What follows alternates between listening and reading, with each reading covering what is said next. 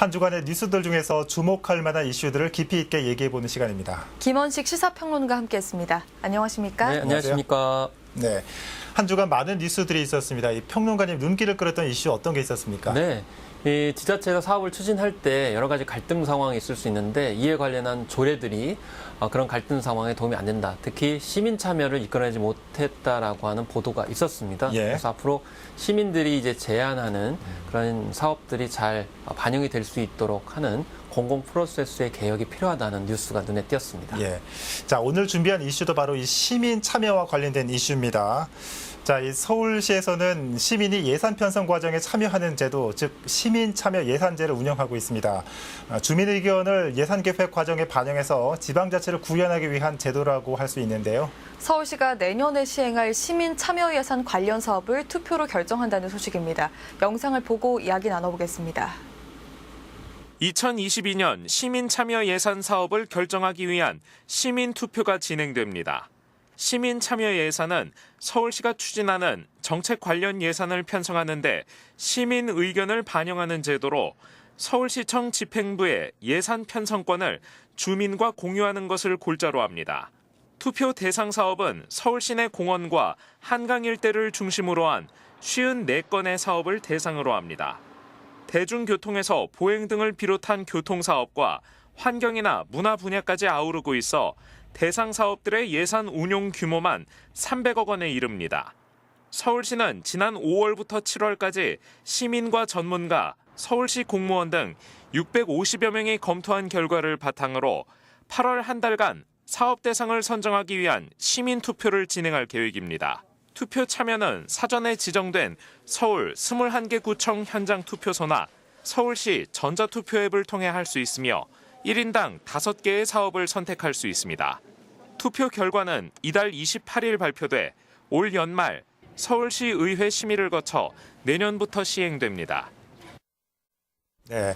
자, 이 뉴스를 보고 나서 이 서울시의 시민 참여 예산 제도가 있었나 하시는 분들도 계실 것 같습니다. 자, 먼저 이 시민 참여 예산 사업 어떤 건지 설명 좀 부탁드립니다. 네, 일단 원래의 개념은 시민들이 이제 예산에 관련돼 가지고 이제 네. 제안을 하고 그걸 심의하고 결정하는 것을 말합니다.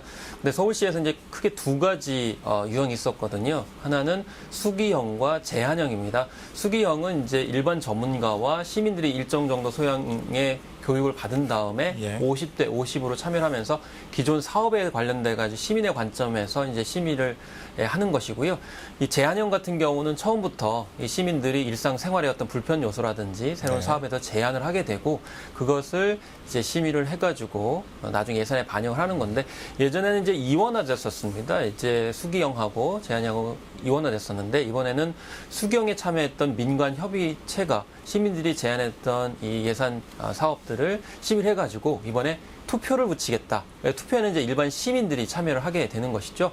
특히나 이 2개 이상의 광역자치가 단체가 함께 이렇게 참여하고 있는 사업이 해당이 되고요. 그래서 뭐 한강이라든지 교통이라든지 네. 문화 쪽에 있고 358억이라고 말씀을 아까 리포트에서 했는데 그게 추려가지고 한 이 300억 원 정도로 예산을 좀 간추리겠다 이런 발표를 했습니다. 또 이번 달 28일 오후 2시까지 시민 참여 예산 누리집을 통해서 참여를 하실 수가 있겠고요. 서울시 전자투표 앱에서도 하실 수가 있겠습니다. 시민들은 이제 5개까지 정도를 네. 투표를 골라주시면 되는 것이고요. 그래서 28일 날 열리는 또 한마당 총회에서 이 공개를 한다고 하니까요. 이런 점들을 좀 참조하셔가지고 많은 시민분들이 참여했으면 좋겠습니다.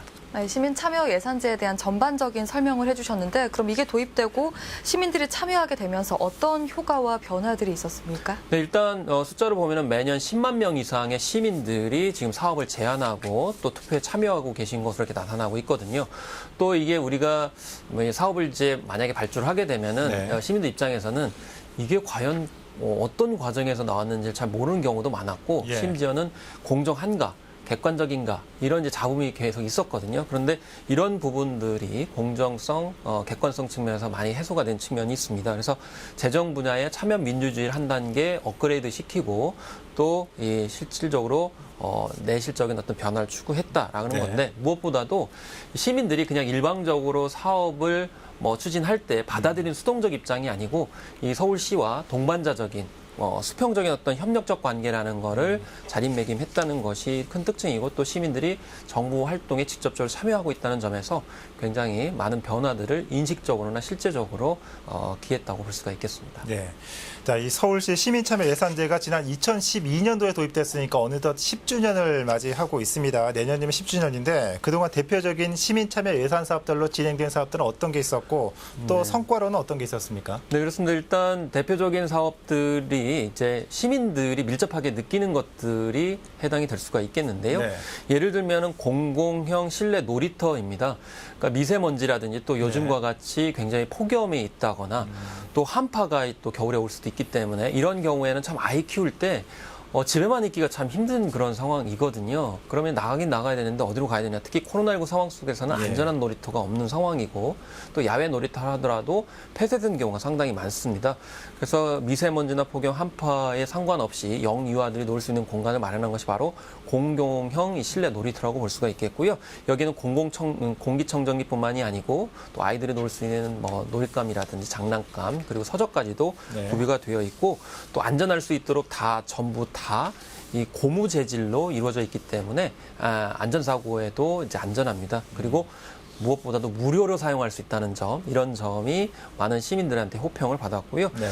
또 전통시장 같은 경우도 2012년부터 무료로 공공 와이파이를 이제 설치했습니다. 그래서 송파구 같은 경우에도 이제 전통시장뿐만이 아니고 석촌호수를 포함해서 많은 분들이 이용하는 다중이용 공간에도 무료 와이파이, 특히나 그냥 저렴한 게 아니고 심지어는 속도가 2.4배 빠르다든지 신형 공공 와이파이로 했기 때문에 네. 이런 점들도 생활 밀착형으로 시민들이 정말 와이파이 많이 쓰시잖아요. 그렇죠. 그런 것들을 무료로 사용할 수 있다는 점, 이런 점들이 대표적으로 시민 참여 예산제도의 성과다 이렇게 볼 수가 있기 때문에 앞으로도 이제 이런 시민 참여 예산제도가 광역적으로 어떻게 자리매김할 수 있을지 이번에 굉장히 좋은 또 계기를 마련할 것으로 보입니다.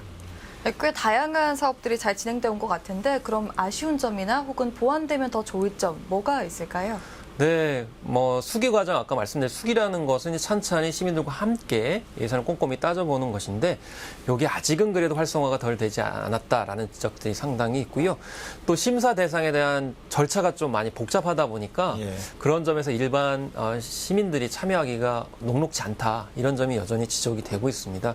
그리고 지자체 사업에 이제 집중하다 보면 국지적인 민원 해소, 그러니까 우리 동네에 왜 이게 없냐? 예. 라고 하면 이게 어떤 구에만 한정이 될 수밖에 없는 상황이 벌어지거든요. 그러다 보면 자치구가 경쟁을 하게 되다 보니까 이제 출혈 경쟁이 있게 되고 그런 점에서 이번에 서울시에서 2개 이제 광역자치단체가 결합하는 그런 형태를 보이고 있는데 그러면 좀 자치구에 연계되어 있는 사업을 중심으로 해서 중지를 모아가는 노력들이 필요하다는 겁니다. 그리고 아까 이제 민관 합쳐가지고 협의체를 만든다고 말씀을 드렸는데 시민 교육 또 이런 소양을 기본적으로 많이 공유를 해야 되거든요. 왜냐하면 예산제도는 좀 복잡하고 또 숫자도 굉장히 많이 나오고 그래서 어렵기 때문에 시민들이 좀 굉장히 편하게 쉽게 그 개념이라든지 용어들, 구조들을 알 수 있는 기회가 좀 많이 마련돼야 된다라는 것이고요. 또 이 시민들이 참여하는 예산제도가 일부가 아니고 네. 사실은 좀 대표성을 가지고 좀 더 많이 이제 부각이 돼야 되는데 아직은 일부라는 인식이 많이 강합니다. 그렇기 때문에 시민 참여 예산이 어떤 전반적으로 큰 비중을 차지하는 쪽으로 변화된다. 그리고 의회라든지 이런 쪽에서 이제 많이 협조가 또 필요한 부분이 있다는 점이 계속 지적이 되고 있습니다. 네. 자, 이 코로나로 달라진 일상 속에서 올해는 서울 시민들이 어떤 제도들을 선택할지 좀 궁금해집니다. 네, 그게 궁금합니다. 네. 자, 계속해서 다음 이슈 살펴보도록 하겠습니다. 성북구 석관동에 위치한 한국예술종합학교 유치전이 치열합니다. 주무관청인 문화체육관광부는 한예종 개선을 위한 연구가 진행 중이라고 밝혔습니다. 문화체육관광부는 가장 관심이 큰 한예종 이전 문제와 관련해서는 검토 중이라는 입장인데요. 영상을 보고 나서 평론가님과 이야기 나눠보겠습니다. 지난 1992년 문을 연 한국예술종합학교 석관 캠퍼스. 캠퍼스 내에 자리한 조선 왕릉 의릉이 지난 2009년 유네스코 세계문화유산으로 지정되면서 이전 논의가 본격화됐습니다. 문체부는 한예종 석관 캠퍼스가 내년으로 개교 30주년을 맞게 된다며 현재 한예종 개선과 발전 방향을 담은 연구 용역이 진행 중이라고 밝혔습니다. 이전 부지에 대해선 검토 중이라는 입장입니다. 더 나아가려면 어떤 식으로 캠퍼스를 확충해야 되나 그런 방향을 잡기 위한 연구 영역이었습니다. 한예종 이전에 가장 적극적인 지자체는 서울 송파구와 경기도 고양시 등입니다. 송파구가 점찍어둔 한예종 유치 부지는 12만여 제곱미터로 축구장 12개에 달하는 규모입니다. 하지만 개발 제한구역으로 묶여 있어 이를 해결하는 것 또한 쉽지 않아 보입니다. 경기도 고양시의 경우 기숙사 제공 등 각종 혜택을 약속하고 있지만 한예종 구성원들은 서울에서 벗어난다는 것에 대해 부담스럽다는 반응. 한예종 석관 캠퍼스가 위치한 성북구는 수도권 문화예술의 중심임을 강조하며 한예종 존치에 사활을 걸고 있습니다. 문체부는 한예종 개선을 위한 연구 용역이 끝나는 대로 이전 부지 선정을 위한 전문가 위원회를 구성해 부지 선정 작업에 속도를 내겠다고 밝혔습니다. 네. 자, 한예종 이전 이슈는 예전에도 다룬 적이 있는데 여전히 유치 경쟁이 치열합니다. 일단 한예종 이전 이슈를 모르시는 분들도 계실 네. 테니까 이전 배경과 함께 이 유치를 추진하는 지자체들의 입장까지 좀 전해주시죠.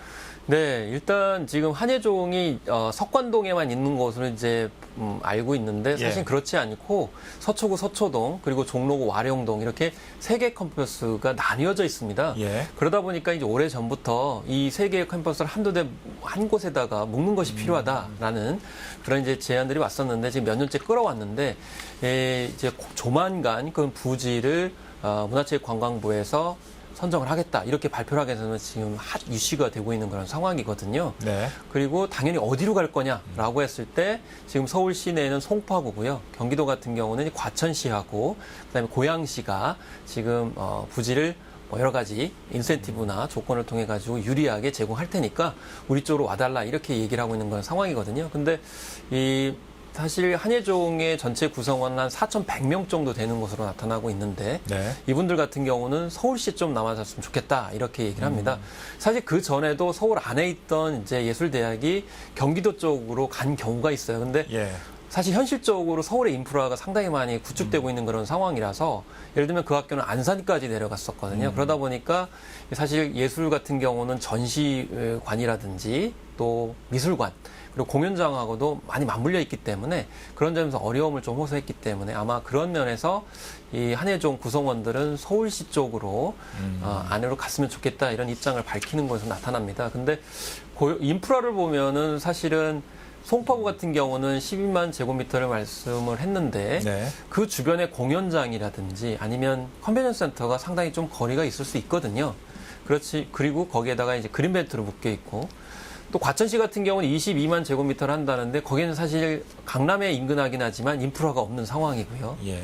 고양시 같은 경우가 인프라가 상당히 좋은 건 있습니다. 뭐냐면 그 근처에 뭐 공연장도 있고 방송국도 있고 또 컨벤션 뭐 센터도 있고 그렇기 때문에 각자 이제 장단점이 있는 거죠. 네. 이제 그런 상황 속에서 어떤 결정을 내릴지 그건 여전히 초미의 관심사가 되고 있습니다.